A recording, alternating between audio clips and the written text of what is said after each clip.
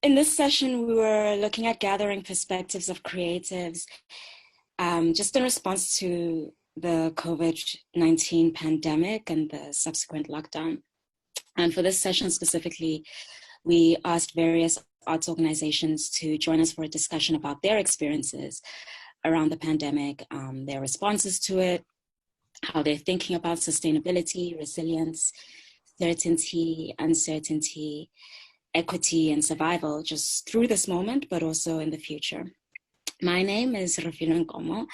I'm the director of VANSA, and I'm joined by Ukhona Mlandu, the director of Greatmore Studios in Cape Town, Usen Obot, who's a visual artist, clothing designer, and charge d'affaires at Galerie NOKO in Nelson Mandela Bay, Russel Hlongwane, cultural producer, who's here representing Art for Humanity at eThekwini, and Nathi Simelane, who's the special projects and marketing manager at Artist Proof Studios in Johannesburg. VANSA, as many of you know, operates as a support point and development agency for contemporary art practice in South Africa. We develop industry knowledge, resources, networks, and projects that are concerned with realizing new social, cultural, and economic possibilities for contemporary art practice in South Africa and the wider African context. Let's start with Ukhona. Maybe you can just share with us, how are you in this moment and how's Greatmore Studios?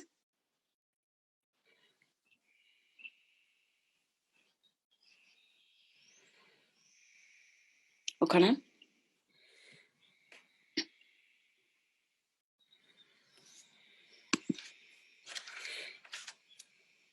Ukhona, can you hear me? Yeah, go ahead. Can you hear me? Yes. Thank you everyone for joining us. And thank you, Peter, for putting this together. How am I in this moment? Well, when we're checking in with the presenters, I said, in this moment, I feel like I watch a movie and fall asleep, and in the moment I'm exhausted. Simply because trying to run an office remotely while living and mothering and receiving orders for food and trying to figure out a future of an entire organization that is, that's been around. It's quite a task. With that said, I also recognize the opportunities that this moment presents, but I don't feel like it's my job to not speak about uncertainty. And so I feel like, so basically, radio exists, and mostly what we do is we provide studio space and residencies. At the moment, that's not something that can happen. And so then how do you stare at institutional memory and go, who are we supposed to be now, you know? And I think at the beginning of lockdown, like everybody else, it was overwhelming, and I took the moment to kind of sit with the shock of it. But also I had to also ask myself questions of my board about who is the most important person in our lives right now. If we were to kind of narrow down, because this moment is calling us to narrow down our concern and our energy. Who am I concerned about the most? And the answer became, it's the artist. Greatmore exists to be an enabling an environment and a resource to artists. And with that, I've had to recognize that artists are very overwhelmed in this moment. They're overwhelmed by the uncertainty of their lives, the instability of their lives, but also by the demands that these times are putting on them by way of putting out content and being creative and still remaining in the public's imagination. And you know, as Greatmore, we do have an online campaign called Kunjani, where I asked artists, how are you doing? How are things pertaining to everything that relates to your well-being, including, are you where you would have wanted to be in this time? What do you think the future of residencies is going to be in the future? What should it look like? So that campaign is there, but it's also very much, it's not a deadline-driven campaign. I've sent the question to a couple of artists. It's up to them to answer or not answer. But again, in understanding that there's this pressure for them to produce content, how do I not add to the noise, but also still checking in and saying, how are you really doing? But also not taking the task of defining what this thing is going to be after this as something that I need to figure out by myself. Because I also think that there's also, this moment calls for us to kind of question how we've developed programs and how we've understood the relationship between the artist and the arts manager, and at what point do we need the voice of the creator, and in what ways do we make sure that there's space for them to have a voice. So also another thing that this moment made urgent for us is this thing that we've been talking about, which is a documentary about Greatmore Studios and the Tupelo workshop. We think now it would be start from this moment and walk backwards and kind of, find ways to do right by this legacy that we are custodians of, by kind of taking time to reflect on what it's meant to the greater landscape, right? And I think also what has also been on my mind is when I look at interventions in the form of relief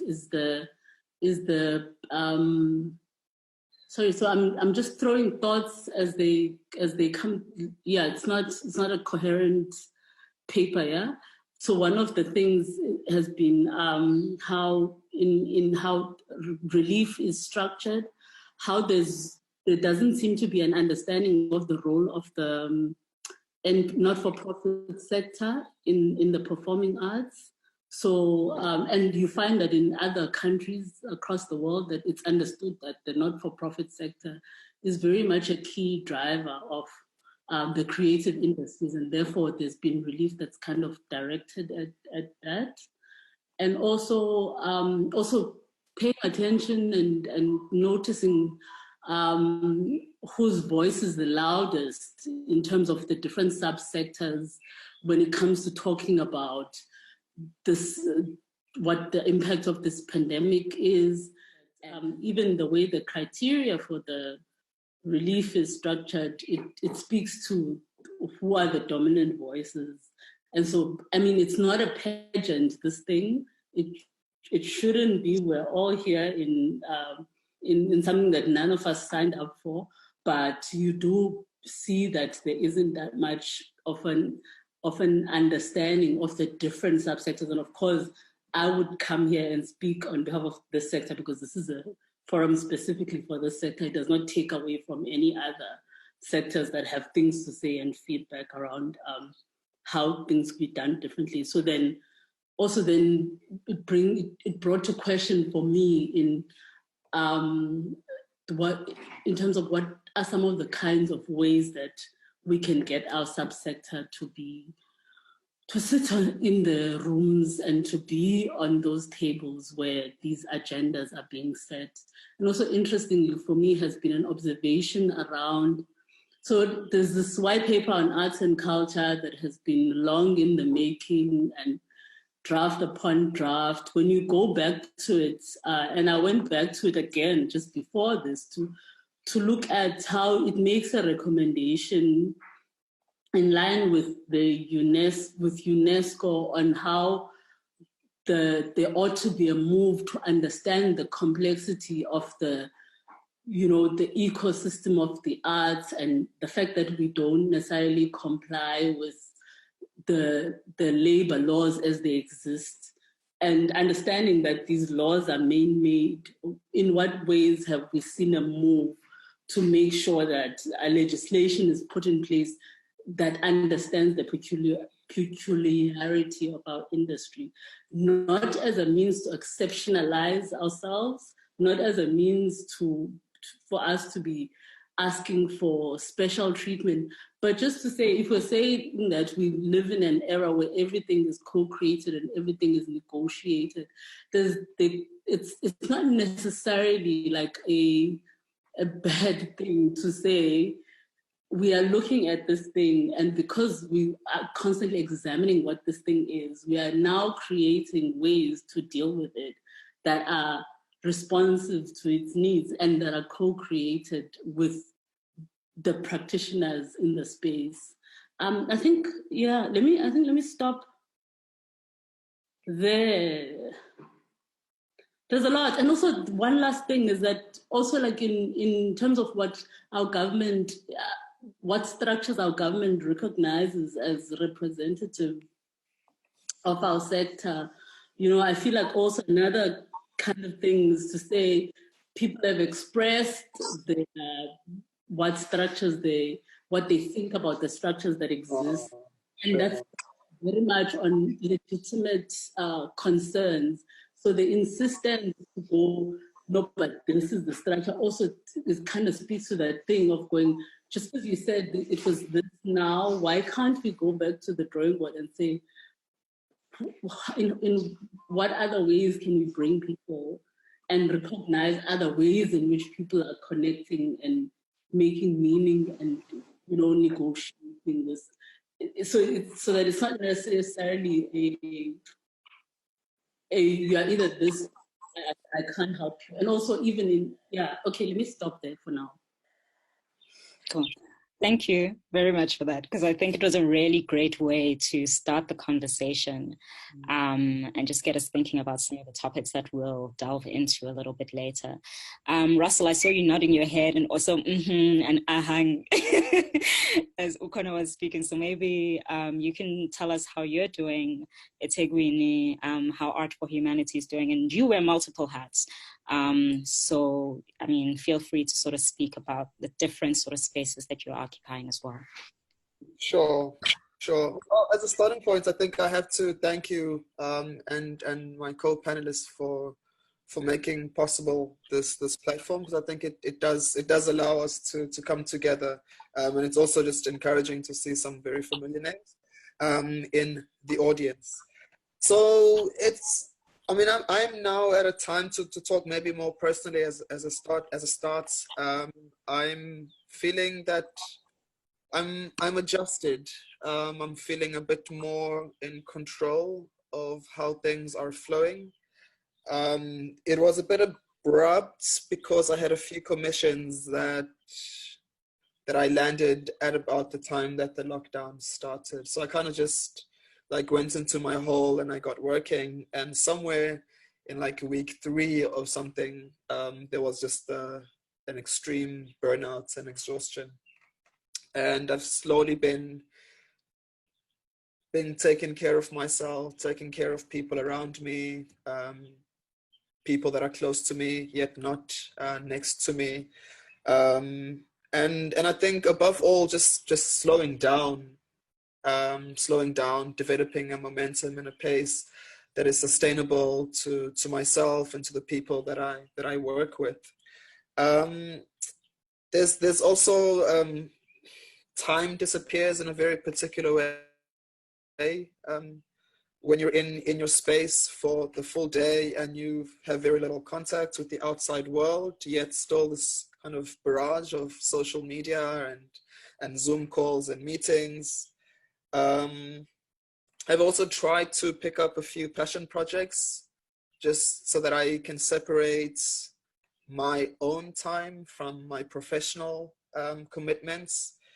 As difficult as that is, because in the arts, your passion projects turn out to be the projects.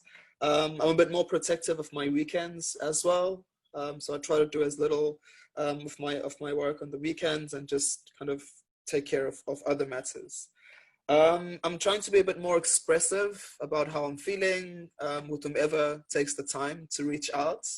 And that's been really, really helpful, because as I articulate those positions to other people, I kind of internalize them and I'm much more aware of them. To talk more as an organization, the past, I would say, 3 weeks or a month have allowed us to be, the past 3 weeks or so have allowed us to reconfigure and be a bit more clearer around how we navigate this moment in a way that allows us to transition smoothly into the next moment, whenever and whatever that next moment looks like. We've also tried to kind of move away from a panicked way of operating, like kind of trying to do everything and be everything to everyone, and trying to understand where it is that we can intervene in the most meaningful way, and rather focus on that. At the same time, we continue our programming, and I'll get into the details of which a bit later. I hope that kind of gives a good enough overview of myself as an individual, but also the organizations and other projects that I'm plugged into. Great. Thank you so much, Russel. Nathi, how are you doing? How's Artist Proof Studios, and especially in your position as the marketing and communications programs, a lot must be sort of falling on you in terms of what you speak about and things like that. So I'm wondering how you're doing. Yeah. Hi, everyone. If I haven't said that before, I think maybe one or two people have joined us. Anyway, I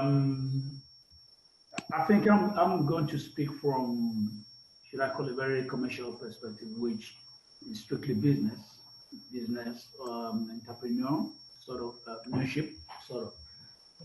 You know, in my practice, as you know, it is the fit, it is the engagement with the public. Mostly the artist is like, let's say 40%. Then you have the other 40% are the audiences, and then the clients, so call them customers. And then the other 10% is the gallery, 20% is the gallery admin and all of that stuff. So with the lockdown and what this happened, everything was at a standstill, you know, because you can reach the artist by telephone, but you cannot get any work. You can reach the clients, but you don't have no work for the clients to see. So as I wear a couple of hats, so it allowed me to, you know what, okay, this pause is giving me time. It's pausing the world for me to catch up, because for the past 7 years as an artist, the gallery took my time. So I have not been able to create, you know, body of work. Even commissions that I have, I struggled to find time to work on them. So when this happened, it gave me, I'm actually hoping that they can extend the lockdown, you know, so they can give me more time, you know, to catch up. So in my case, business more or less is, you know, at a standstill because of, you know, the social distancing, and courier companies not moving what is essential, what is not essential stuff. So that means artists that I work with, what I enjoy by Cape Town, I cannot get work from them. So what we've tried to do at this time is to look at a different way of engaging with our audience. You know, which the way everything is going is what we're actually looking at, and then maybe adding a peg here or there to still engage with people before they think that the art industry has virtually, you know, disappeared. I mean, Port Elizabeth or the Eastern Cape generally is very different from any other province because we are like on the outpost. So things are very different here. You know, even when everything was normal, it was different. So now that everything is more or less on the slow lane, the structure that you could have expected to support, you know, artists or establishment like mine, I have not heard anything. I don't think they're coming to the table or they're coming to the party. So everybody's home. So everything is more or less like at a pause, generally in the industry.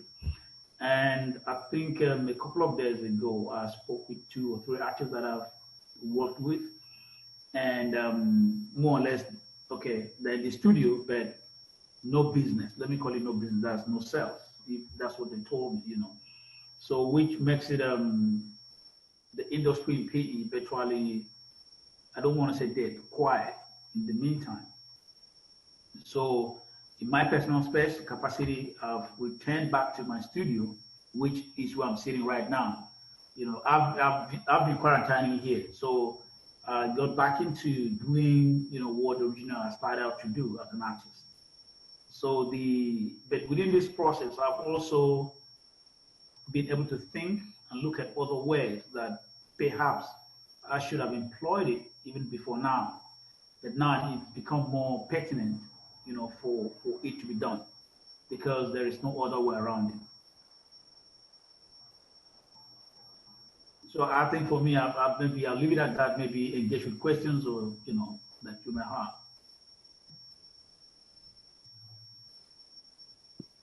Great, thank you so much, Nathi.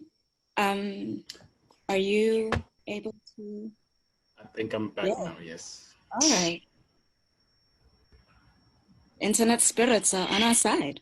They're on our side, so at least I think I came in at the right time. Thank you everyone for joining us, and thank you Refilwe for hosting this. I think for Artist Proof Studio, I think it's been one of those things where when initially the call came out for the lockdown, I think maybe like everyone, we believed that it was initially going to last for that initial 21 days, and then everything would be back to normal there afterwards. So a lot of the things that we had prepared were sort of like short-term plans in terms of what can we do while we're at home right now, and then thinking about when we come back, what projects can we carry on doing, and looking at the organization, because we're structured as primarily an education organization. We provide education to about 90 students. So all of those students then are now sitting at home and are unable to learn printmaking, which is the primary art medium that we are teaching them. So it's been one of those challenges where we're trying to figure out on our side what it is that we can do in terms of like the long-term vision during this lockdown. And I think what we've been doing is basically getting the students to be a bit more proactive and start looking at other ways, alternative printmaking that they can actually start doing while they're at home. So I think in a way it started as a challenge, and I think it forced us to go to a point where we're starting to look at alternative printmaking, ways of reinventing a 16th century printmaking technique, which really depends primarily on having a studio where you can work. So now we're getting all of our students to start thinking about creating and expressing themselves while they're at home. So I think it first started off as a bit of a challenge and a bit of a hurdle.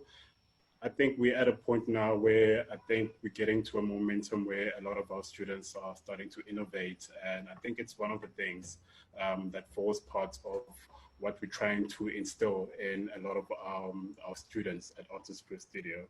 And then as an organization, in terms of like all the plans that we had, because right at the beginning of the year, everybody strategized and we came together trying to figure out what it is that we're going to be doing for 2020 and 2021, more especially the later half of 2020, because this is the year, or next year is the year where we're basically turning 30. So we had these big plans, these big visions of trying to see if we can move into a much bigger space, try and celebrate our 30th anniversary. So I think all of those has sort of like been put on hold currently.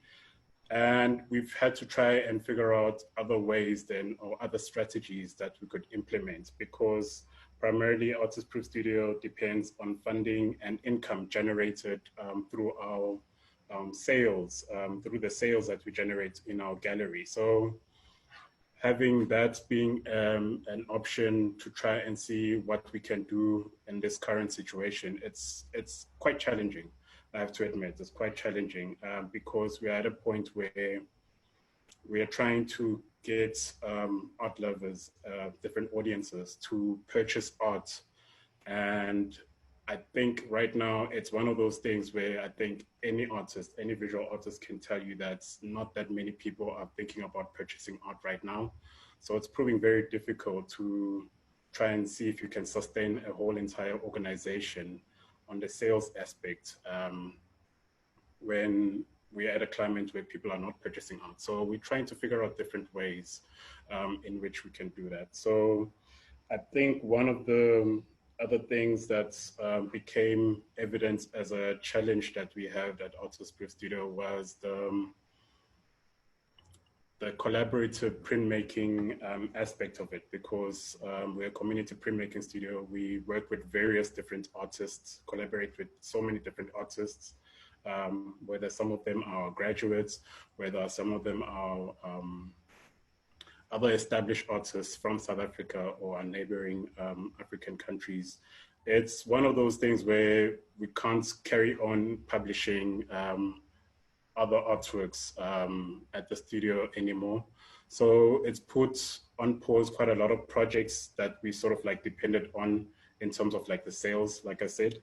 So we are at a point where we're trying to figure out other ways, alternative means of generating those art sales. Maybe not necessarily through printmaking, but looking at being a bit more open and looking at painting and drawing, because a lot of our artists that we work with, a lot of our graduates, they're not only focusing or they don't only have printmaking as the main medium in which they express their artwork.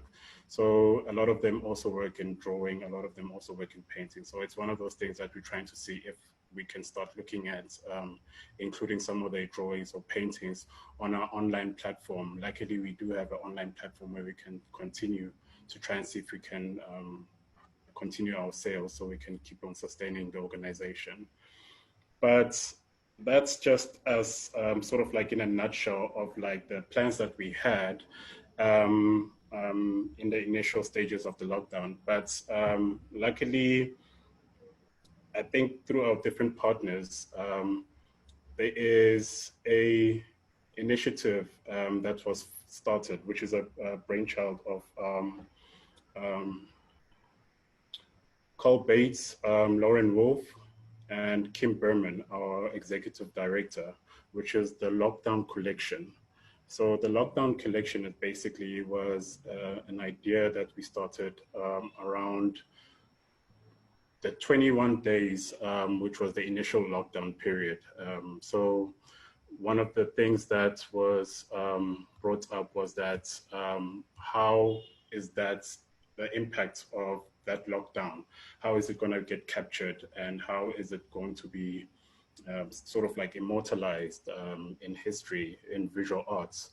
So it was one of those things where it was then an idea from Kim Berman and Carl and Lauren to try and see if we can get 21 artists who can tell their stories through all those different days of how the lockdown has impacted on them. So the 21 artists, 21 impacts, and then from there on, I think all of the artworks that were generated were sold through an online auction, and we managed to raise some funds from there, which would then benefit the Solidarity Fund, as well as the Vulnerable Artists Fund, which is something that we currently busy with right now. So primarily the Vulnerable Artists Fund is, like I said, created through the TLC program, and it supports visual artists negatively impacted by the COVID-19 pandemic. So artists who are unable to generate artworks, artists who are unable to sell their works to support their families, can now start accessing this fund, where we allow any artist over the age of 18 to basically apply online. And then once they apply online, they will be able to get funds for 1 month that will sustain them. And if they want additional funding again, they'll need to apply for another 2 months where they can continue getting funds for that. And then in exchange, the only thing that we ask for from the artists is that they donate an artwork that we are able to then keep on generating sales or income to sustain the fund, because we don't want to look at this as a short-term thing only, but it's something that's going on for a long period. So as a campaign, it's not something that's going to end right after the COVID-19 pandemic ends. It's something that we're looking at sustaining for a very, very long time. So in terms of that, we're quite fortunate, I think, that we've had quite a lot of generous artists donating artworks for the fund and helping us facilitate the initial auction that we had. So now we're moving into our second phase, the second phase, which is now an extension of the lockdown collection that we had initially. So we're going to be featuring another 21 artists. So those artists' works is then going to be sold on our online store later in the month. And then the sales, like I said, from there will still go into the Vulnerable Artists Fund, the Solidarity Fund, as well as a portion also going to the artists themselves. So I think we're very fortunate that we had that that project where we've been able to keep busy with that. And it's been something that's been able to sustain Artist Proof Studio, as well as I think over 200 artists that have benefited from the Vulnerable Artists Fund. So we're looking forward to opening the next phase of the Vulnerable Artists Fund and support some more artists and students also. Yeah, that's amazing. Yeah. That's really, really great. I think, Russel, you also have, through Art for Humanity and your colleague Ishmael Farouk, also raised just over 43,000 in a short amount of time. I think it was like 9 days, for artists specifically in eThekwini, in KZN, right? Maybe you can speak a little bit to that as a sort of like relief intervention. But I think all of you have touched on the fact that, and especially Usen and Ukhona, mentioned that, you know what, this isn't a moment only in time, right? Like PE was already sort of like in a space that was like not necessarily getting all the resources that, say, Johannesburg was. But of course, there's still these challenges that Nathi has also mentioned. So I'm interested in the interventions that you've been thinking about, and also you, Ukhona, through what it is that you've been doing through Gunjani, but also the kinds of conversations that you're thinking about, how you reimagine yourselves as well, and how you change your work and practice and who is involved in that kind of conversation. So Russel and then Ukhona. Yeah, so Usen, it seems that you and I will compete for this title of the backwaters of the South African art world, because I've always spoke about Durban as being in the backwaters, and now there's PE in the run. I mean, the Artist Solidarity Fund was, yeah, I guess it was at a time where we felt that we knew how we could move forward, and who we could rely on to help us move forward. So we assembled at a committee of about 4 or 5 individuals within the cultural sector of eThekwini, and use that as a sounding board to help us think about how might we mobilize people towards the Solidarity Fund. So we put forward a campaign of sorts that was largely digital, and people are invited to contribute however they could. It was really encouraging to see artists from Durban living elsewhere contributing to the fund, both in South Africa and beyond. And yes, in about a space of 9 days, in fact, we managed to raise just over 43,000. We received about just under 100 applications or so, and managed to verify applications through our team of interns, and splits that 43,000 across 77 applicants. Specifically in eThekwini, we felt that if we extend it to the province, then the impact would be reduced quite significantly. And then we're now moving into the next phase, or the next month of this fundraising, where it's on the one hand, again, a donations kind of initiative. The other is developing and moving towards an online auction, and we've had the great support of the KZNSA Gallery to help us kind of run that auction. And again, we are thinking of the auction not as a once-off thing, but something that we can extend for the next 4 to 6 months, perhaps. But more broadly, at the best of days, the arts world is a very, very difficult environment to work in. So then, how do we use this moment to strategize for ways that we can support the creatives? Yeah, I mean, we haven't quite figured out the answer for that, but it's definitely something that we've been thinking about, especially in Durban. A lot of these senior artists find themselves in a very, very vulnerable and precarious situation. So then, how can we meaningfully support that process without making people feel like we're some kind of lifeline that they need? Yeah. So again, like it's to do that in a dignified way that also acknowledges and recognizes the resilience and creative nature and spirits of artists as very resourceful people in themselves. So it starts to like create a mutual exchange between what we can do and what they can offer, and from that start to create and develop a different kind of value system or value exchange.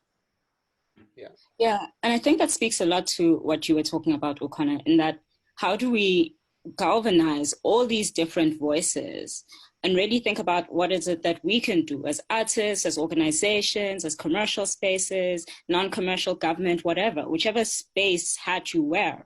What is it that we can do? What are the ways in which we can work together?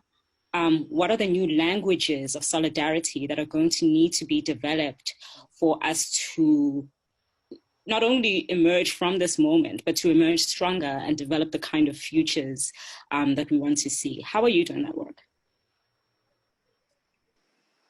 So obviously, like like everybody else, the loss was that because how we operate is that we receive funding, we provide subsidized studio spaces to local. By local, we mean South African and African artists, and then international artists come in at a more, industry, international competitive rate.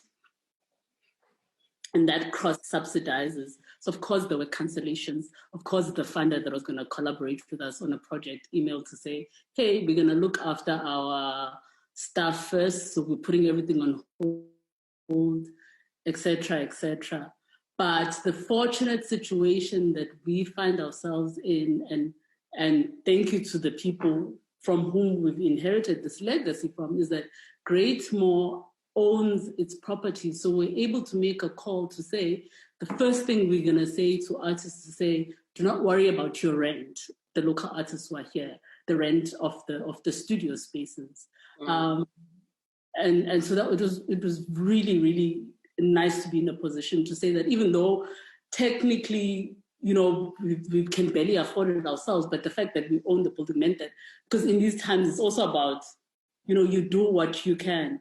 And the other thing is that for us, what has emerged is that in the absence of us being able to provide a studio space and that community where people can come together. Another thing that has come up very glaringly is the need for an advocacy and a lobbying voice, which is why we kind of adding our voice to these conversations and going, how can we think about this moment beyond just ourselves?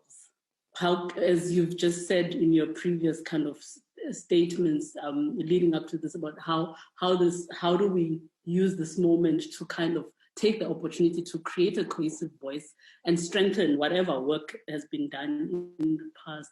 So we kind of taking that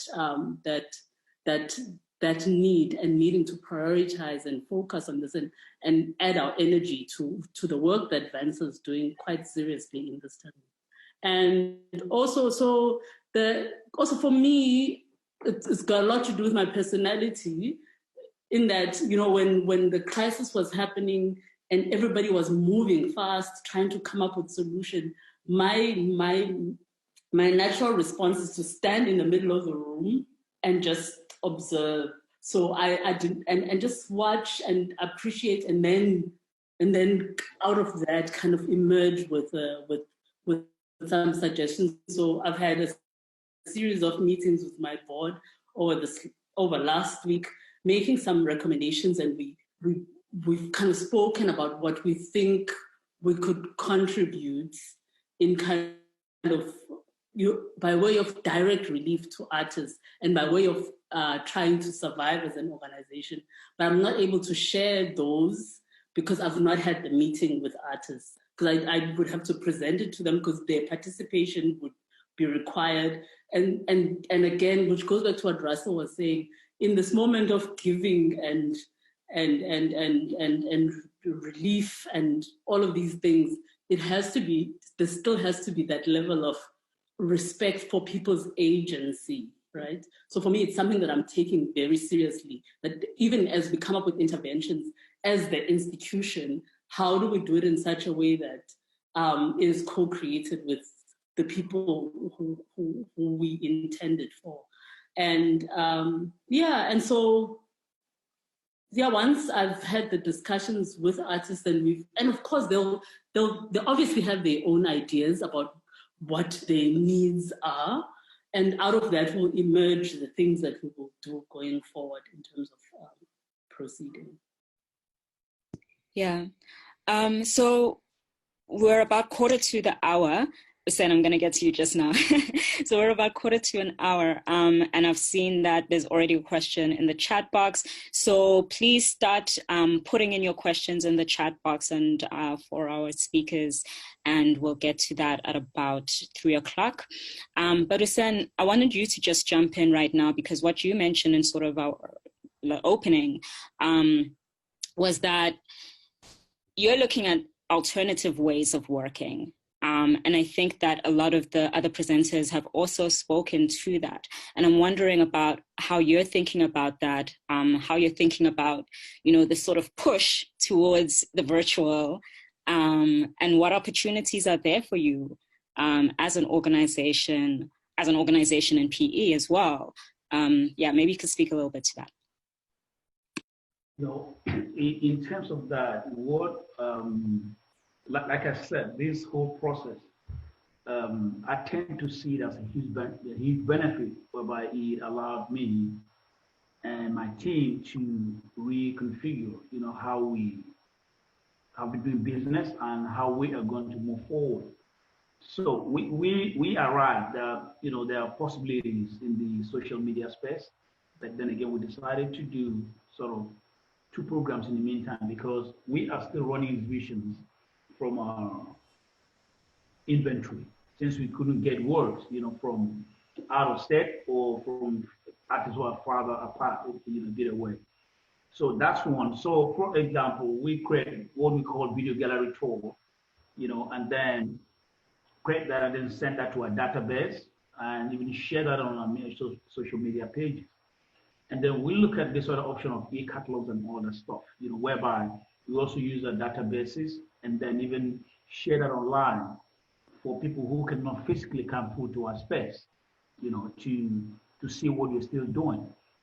But on the other hand, we have programs and projects that we had planned before the COVID to play.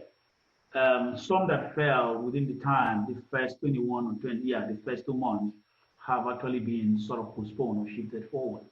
So what we have done with that is we're moving that, like the conversations online. For example, what we're doing now, we're taking that part to, for all the talks that we plan to be doing, we will be following that process.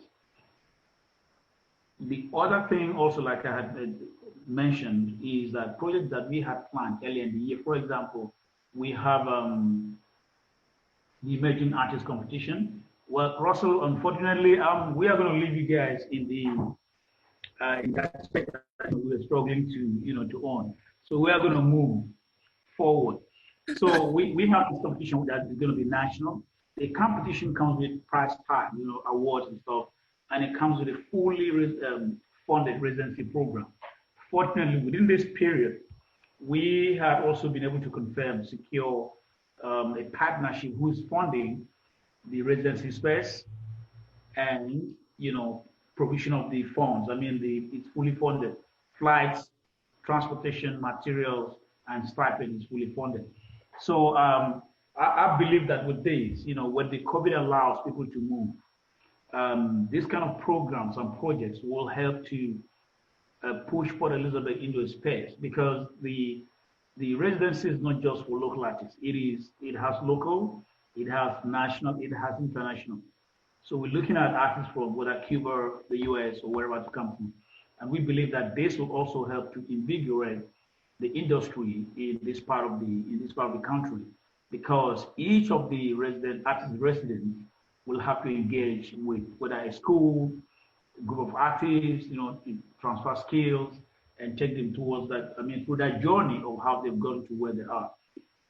So that residency, as we have scheduled, hopefully will still go on from February 2021. The competition I talked about is going to be national. It is open to all artists under the age of, between the ages of 18 and 35. And the first prize is not that much, but it comes with that residency package, which is fully funded. The first prize is 35,000, and then there are other second and third prizes that comes in. 30,000.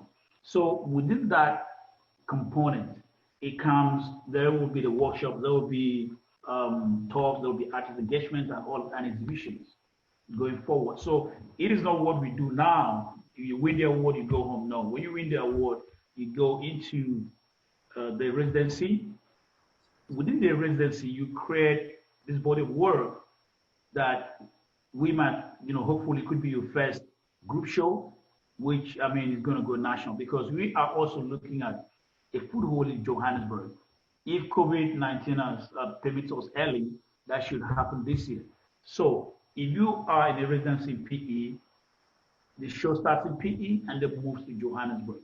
So we are trying to look at other possibilities, because the PE market is not that big. And from our experience of doing art fairs, both in Joburg, Cape Town, all of the art fairs we've done it, we have been able to draw in some trusted clients who don't live in PE.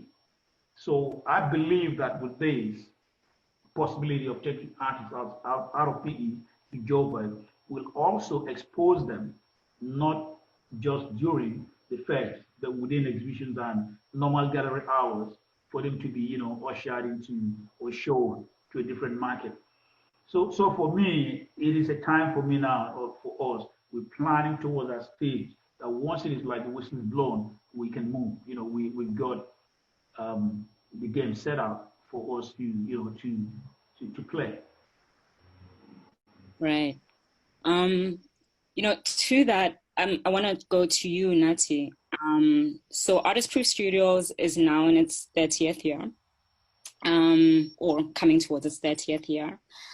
And, Usen is talking about how a lot of things will remain the same and evolve, and ways of working will evolve. And I'm wondering what the future kind of holds for Artist Proof Studios, and what work we as an artist community need to do to educate, for lack of a better word, general public about the value of art? Because you're the one who had mentioned that a lot of people aren't buying art right now in this moment, and a lot of people are kind of retreating into themselves. I think somebody mentioned it.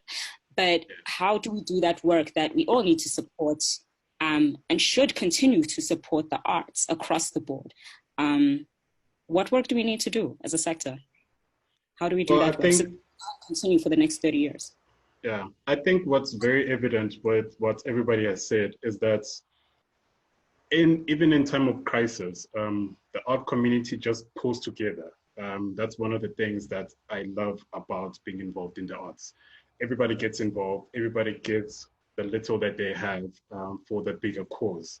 And I think that's definitely one thing that will never change. And I think moving forward, it's one of those things that we can try and figure out ways of strengthening to the bigger community that's not as involved in the arts. So in terms of how do we get them involved into that, one of the things that we sort of like focused on as Artist Proof Studio was that to try and get everyone to understand what printmaking is.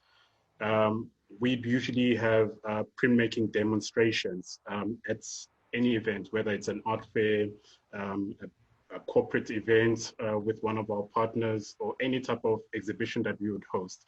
It's something that we would have where the audience would have an opportunity, if they have never seen what a print is or how a print is made, they will get the opportunity to basically get to see how that is done live while they are attending the event itself. So it's one of those things, it sort of like gives more insight for the audience in terms of like what printmaking is and how it's done, but it also gives them an opportunity to engage directly with an artist, because we'd have some of those invited artists featured at that exhibition or at that art fair. So the audience then, if they are completely new to art, they will get that opportunity to engage and then form that relationship or that emotional bond with the artist or the artwork itself.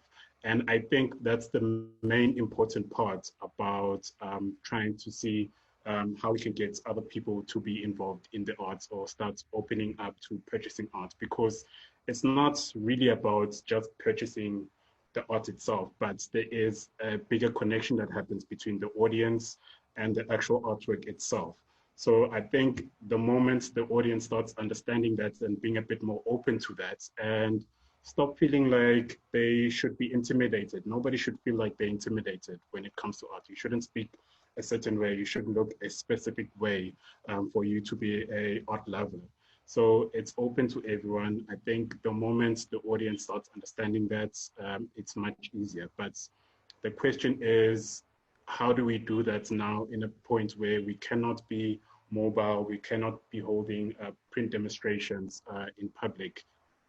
So it's one of those things that we're trying to see if there could be a lot more arts engagement online in terms of like having specific workshops of like how a lino cut is done or how a monoprint is printed, for an example. So those are some of the things that we're looking at in terms of long terms to get people to understand what printmaking is, feature specific artists online also as a way of extending the initial audience engagement that we had planned through our print demos, but now we're extending it to online.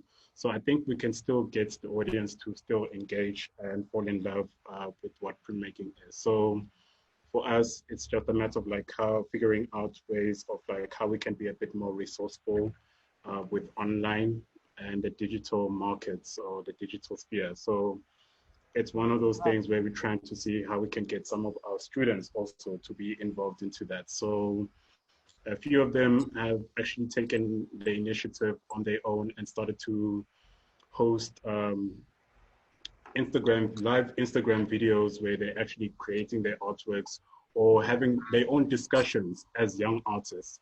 I think those are the sort of things that the bigger audience should be supporting, and which is basically going to be encouraging the artists to welcome this idea of moving into the digital sphere, because artists we work with like tactile stuff. things that you can touch. So we're now moving into a different sphere, and I think it's one of those things where if there are audiences that are more open to supporting the artist and engaging with the artist in the online sphere, then it will encourage the artists to keep on producing ways, alternative ways to keep on engaging and extending. Absolutely. Cool. Nathi, I'm just going to stop you there and let Ukhona come in, maybe just for a quick close to this part, and then we're going to open it up for the discussion with everybody. And I mean, in a previous discussion that we have had, Ukhona, you and I, ahead of this, you had mentioned, you know, the lack of and you kind of mentioned it also in the beginning of this statement, of this discussion, talking about rethinking the ways in which we support cultural NGO sector, right? Like the non-profit cultural sector that exists. Maybe you could just touch on that a little bit to take us into the questions part. Yeah, so like I said, like in other parts of the world, it's understood that the not-for-profit sector is a key driver of the creative industries. And here, what you've seen is that in the relief, there's no kind of, I've not seen any evidence that this is understood, and therefore the relief has excluded this part of our ecosystem. But also, you know, people will talk in this country about how funding for the arts has increased significantly compared to a previous time. But what is not mentioned there is how the bulk of that funding ends up with parastatals, the cultural institutions that are funded by government, and these funds end up being operational budgets and budgets that go towards the upkeep of the infrastructure, and that ultimately very little trickles down to the artists. And so, and it is the bad factories of the world. It is these organizations over here and many others that actually create the injection at the point of the value chain where you're gonna end up with a product in the first place or not, you know? And for me, what's also been interesting to observe in relation to that is how I think when we talk about audience education, there's also this element of, I feel like part of the education is around understanding the process, because people just think that you can just be told you've got a week to come up with a concept that is COVID-19 specific, or you're not getting any money from me. And this, I'm not getting that we get that the artistic process is a lot more complex than that. And so maybe there's an education that needs to be done in understanding the artistic process. But also, interestingly, because then also what I know for sure, because also there's this other side that's happening in the country right now with this lockdown, where you are starting to feel, actually, that human rights violations are on the pickup, and the kinds of people who are able to come up with images and content that speaks to this and raise awareness around these things are artists. And so yes, and I just saw in the comments somebody talking about like this, how do we take over public owned spaces? Like after this, there's going to be a need for studio spaces because people have things to create that they've processed. There's that's my train of thought, so I'm gonna stop talking now. And yeah. No, it's fine. I think it's a good moment for us to move into the questions. So I'll start with Drea, who had asked, what about international collaborative funders such as Patreon? Or are we relying predominantly on local donor aid? Russell, as someone who had worked at an international cultural aid agency as well, and has done a lot of work internationally and across the continent, maybe you could take this.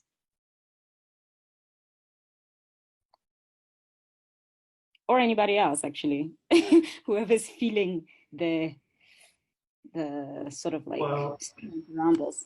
Russell, or Usen, go ahead. Yeah, for me, in my experience, you can approach a potential partner or funder. It depends, you might be successful or are not. Not that people, like I'm talking from my experience. We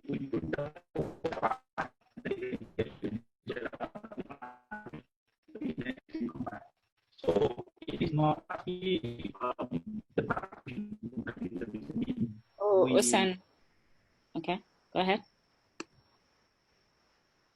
Can you hear me now? It says my speaker is not working. Okay.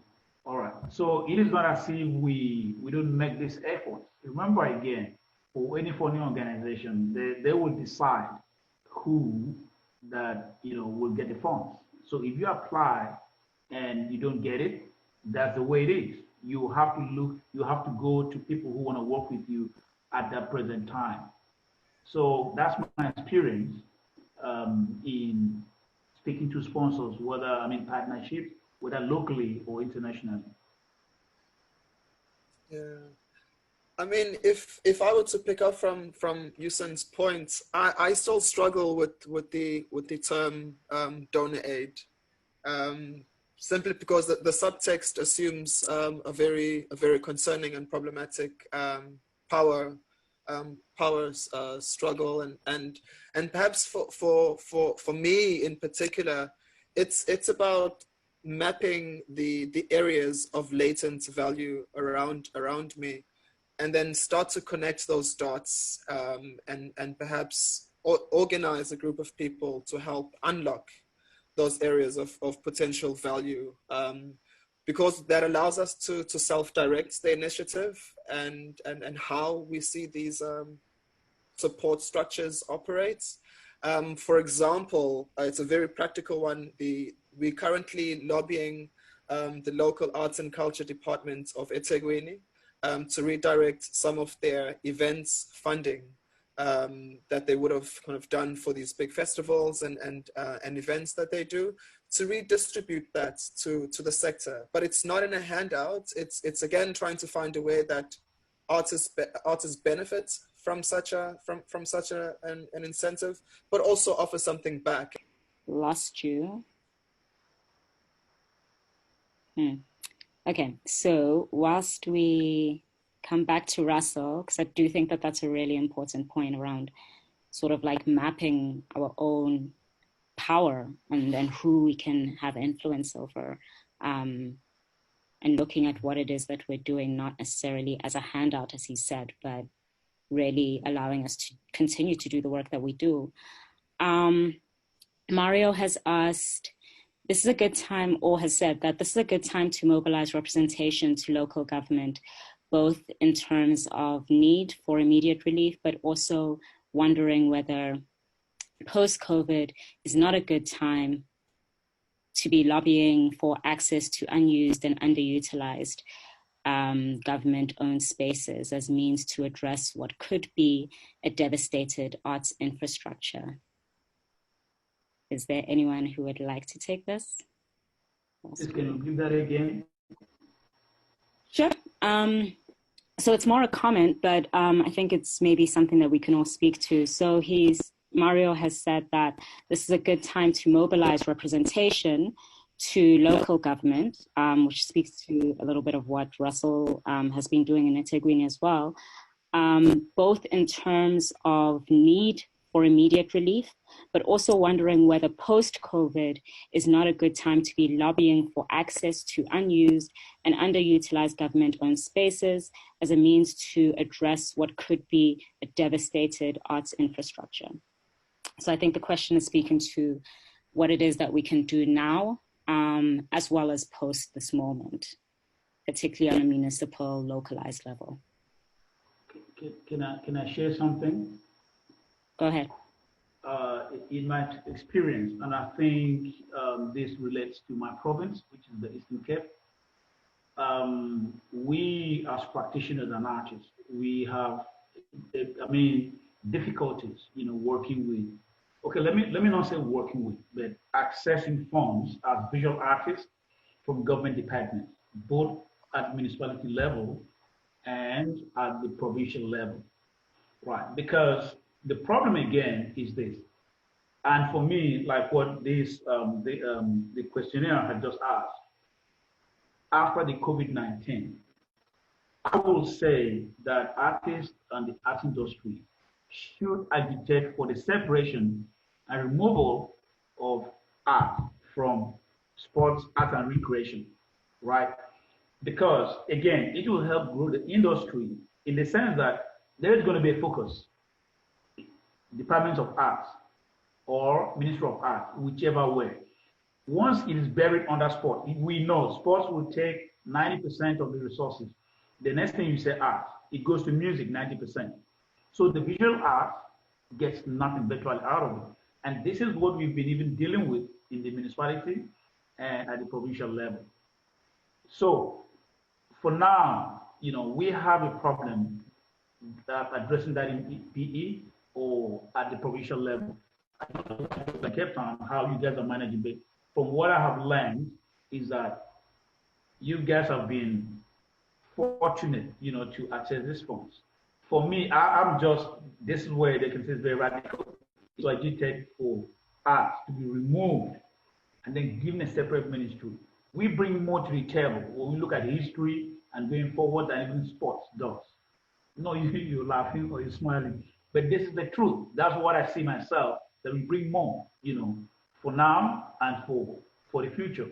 So if that is done, post-COVID, we look at telling government, look, we need, it's either you give us a specific amount, if you put us there, or take us out and then address us.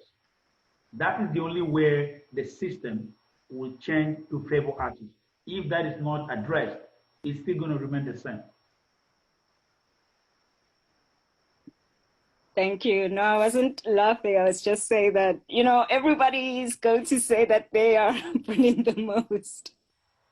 So I'm sure that sports is having their own conversations around that. But yeah, agreed as someone in the art space.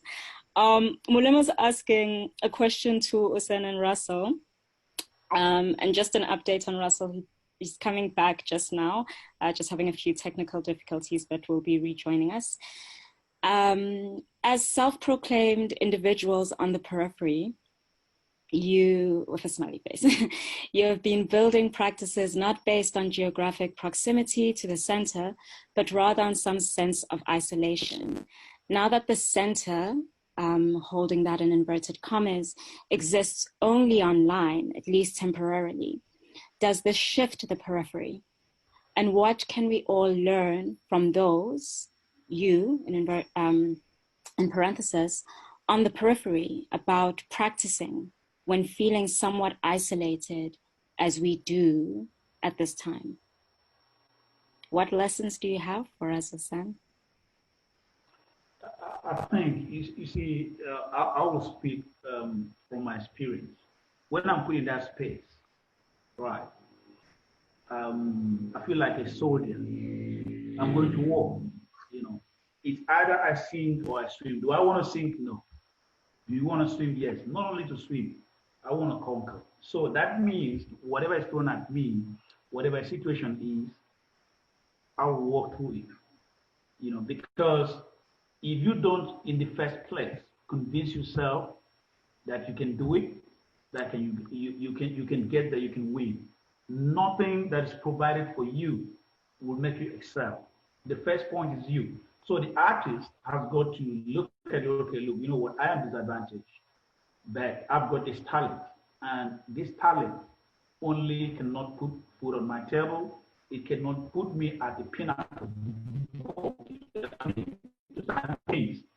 The only thing that will make you talent, to put you in that space, is hard work, is perseverance, it is being focused, it is thinking out of the box, and daring the structures. There are structures all around us that we set that we have to follow.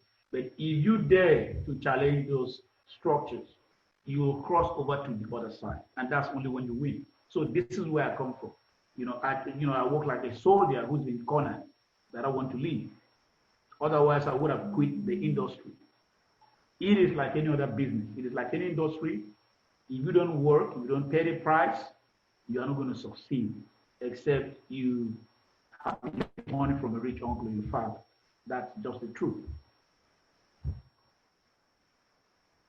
Thank you. To answer, or do you want me to? No, I mean, I think we can move on to the next question, and then or comment, so that we can also leave a little bit of time towards the end for just some closing remarks. So from Ijoma Uchelkeke, in my view, this moment presents a great opportunity to really look into creating private-driven, pooled funding motivated by the arts community. It is great that we can mobilize during times of crisis, but do we have to wait until these dire times before we begin to have formalized structures of funding that can be mobilized during periods of crisis? This presents a great opportunity for us as a sector to structure various types of soft loans, perhaps utilizing some of the structures mentioned by Nathi and Russel, i.e. artists donating artworks that are sold at auctions and so forth, as a foundation to build these sorts of funding structures. I think this is key and will empower creatives within the sector. Yeah, I think this is a great point raised by Ijoma. In terms of artists, I think what is kind of evident from what I've seen today and what I've also known for quite a bit of time is that there is quite a lot that's happening in the art community, not only in South Africa, but Africa and maybe in the whole world overall. But looking at what we have right now, I think the one challenge that we have is that maybe different organizations or different collectives are working sort of like in silos. So everybody's doing the same thing, but not much of the word is spreading around to a point where we can actually all collectively work towards the same thing. So in terms of that, I think it's one of the things that we can try and see as an art community. How do we actually broaden the collaboration aspect of coming together at times like these? It's not necessary for us to actually wait until we're at a point where it's a crisis, but it could be something that's formed and then it's something that's maintained throughout the period by the different organizations. But I think everybody is usually so busy and so focused on what it is that they're trying to do. But I think it's the perfect time to actually start coming together and start spreading the message of what everybody is busy working on. And it presents an opportunity for more focused collaboration. I think at this point, that's the only way we can look at it. Well, Nat, thank you so much. Ukhona, do you have some reflections on that last point by Ijoma? Yeah, I definitely agree with Ijoma, and also that I think part of the work is to make sure that when we do find ourselves, like we whatever we come up with now, it's not just about fixing it for now, as everybody said, it's about making sure that we as the people who lived in this time and had the opportunity to contribute are able to move forward, so that we're not having this conversation online. But also just a note that, I don't know how people perceive VANSA, but VANSA is a membership organization, and they didn't pay to say this, but I've worked for the Performing Arts Network of South Africa. I know that like membership organizations, umbrella organizations such as this one, they rely on membership to also set the agenda. So VANSA is not just Refilwe and the 4 people that sit in the office with her. So the strategic position of that umbrella organization has to be utilized, and people who work in the sector, including artists, have to be more active in making sure that, because also it's not possible for 4 people to see all the things. It only gets better when we are all helping each other think, and we're showing each other our blind spots, etc., etc. So yeah, absolutely. So yeah, by the way, VANSA did not pay me to say this. I say that again. We didn't. Just putting it out there, but thank you so much, because that is a really important point. I think that, prior to me joining VANSA, I was also on the sidelines and wondering how it is that I can become more engaged. And I really want to just open this up to all of you here today and all your friends and networks, and receptive. Drop us an email, call us, let's chat, let's engage. To Drea's point, I definitely agree that more audience engagement, and we're really trying to think really hard about how we do that, and actively practice that in every single relationship, conversation, stakeholder engagement that we have. Russell, maybe we can sort of start closing because we have 10 minutes left. So I want to ensure that we have enough time for everybody. So maybe this is a good point to start closing down. Okay, sure. I think when all is said and done, we should be gearing up as a sector for uncertainty. Because I think we are moving from one crisis to the next. We'll be faced with another crisis the next time. We don't know what that will be. And I think part of what we need to engineer in the ecosystem is a different kind of value exchange, a different set of values that we can live up to and live through. I think there's also a need for us to be like super localized, yet elsewhere. I'm not going to use the word international, but there certainly is a need for us to be really plugged in and loyal to the local needs and local demands and situations, but at the same time acknowledge that there's a much bigger conversation for us. So it's really important for me, I think, to exist on both of those levels. And in saying that, I'm more than happy and interested and excited to contribute to initiatives happening outside of Durban, for that matter. Also invite colleagues who are not in Durban to help us lobby and kind of build a community of practice in Durban as well. Great, thank you so much. Usen, what closing words do you have for us in this moment? Okay. I think I've been fortunate to be a part of this conversation, and I'm happy to engage with, should I call them panelists? But this is what I'm going to put to you guys. You see, we are where the road doesn't pass to us. What I mean by that is, we are a community that we lose our artists to the bigger cities. They move to earn a living or to cut a niche for themselves in the industry.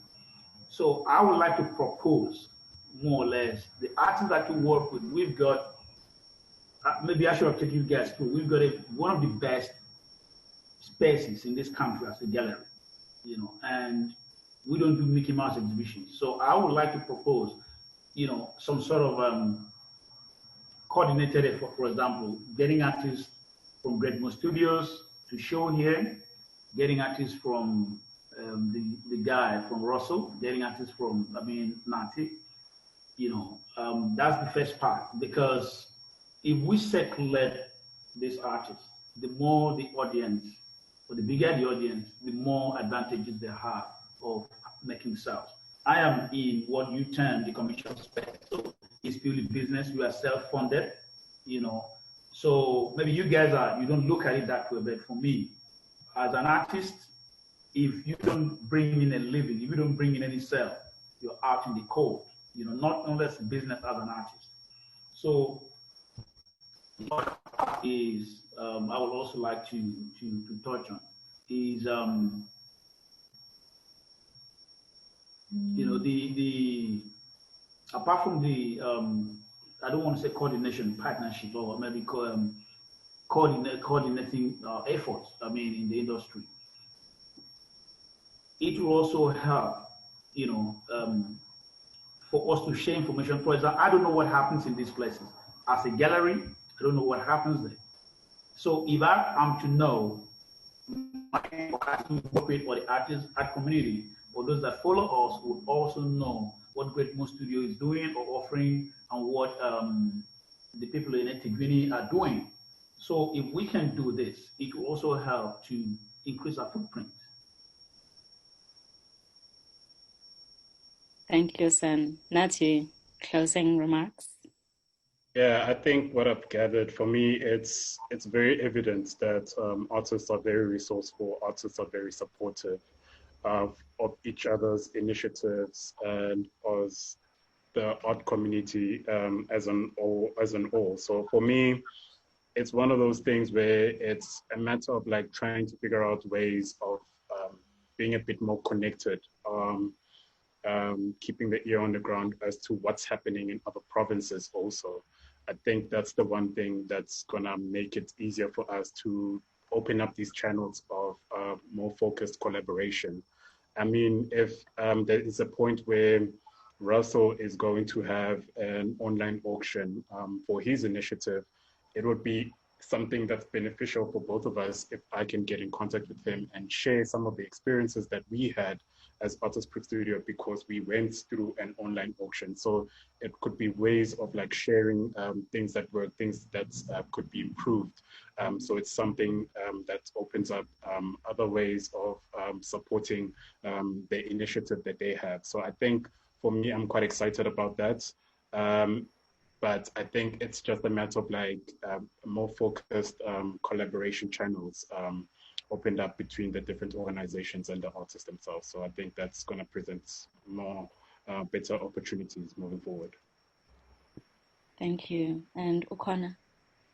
Yeah, I really don't have anything by way of closing, but maybe to say I look forward to a conversation that is more artist-led. I mean, there's value in all these different layers of conversation, but I could do with hearing from artists.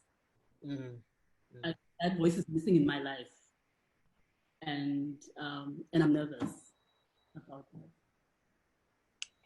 So I think that's a good moment to talk about the next session that we're going to be having, which is actually going to be independent artists and freelancers, you know, curators, writers, people who are working in our sector. And we've all been impacted by this. But as you've rightly said, Ukhona, it's, you know, like we need to be creating the types of spaces and the type of ecosystems where all our voices can be heard.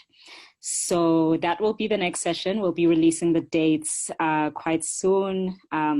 Watch out for it on our social media. This session will be on our social media as well as on our website. Please continue to go and visit the VANSA website. We've got a resource list that we're continuing to update.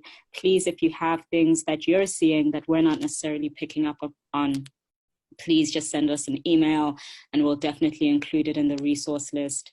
And we've tried to be really all-encompassing. So there's things around mental health and things to sort of look after ourselves, as well as financial resources and, you know, ways in which, and as well as other things that other organizations are doing, such as data surveys and things like that.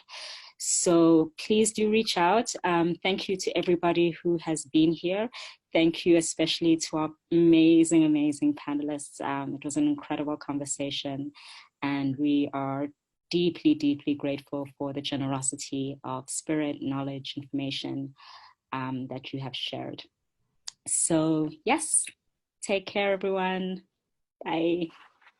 Bye, everyone. Bye, everyone. You are.